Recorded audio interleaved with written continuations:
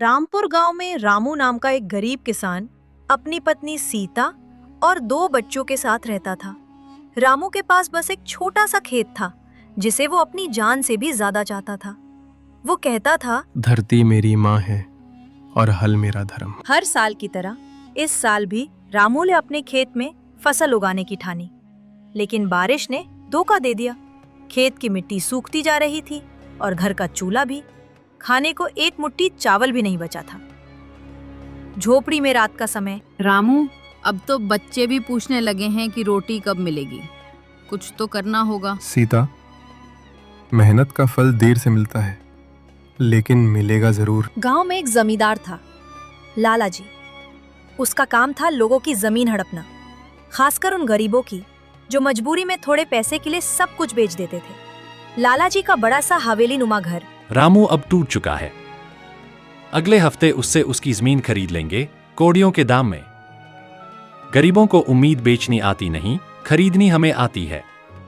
लाला जी रामू के खेत पर आता है। रामू, सोच ले, तू इस बंजर जमीन से क्या उगाएगा? ले 5,000 रुपए और छोड़ दे ये खेत। तेरे बच्चों का पेट भर जाएगा।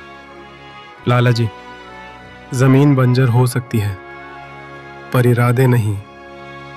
एक दिन यही खेत सोना उगलेगा और मैं उसे अपने हाथों से काटूंगा। लाला जी हंसते हुए चला गया, पर रामू के शब्दों में आग थी।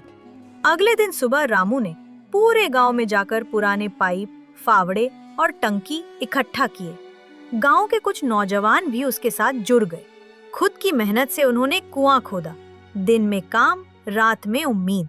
आखिरकार 20 दिन बाद पानी निकला। रामू, पानी, हमारे खेत में फिर से जान आ जाएगी। अब रामू ने खेत जोता, बीज बोए और दिन रात पसीना बहाया। गांव के लोग कहने लगे कि ये तो पागल हो गया है, लेकिन उसे फर्क नहीं पड़ा। और रामू की फसल देखो, ऐसा खेत तो लाला जी के पास भी नहीं। ये कैसे मुमकिन है? मुझे नहीं लगा कि यह कर पाएगा।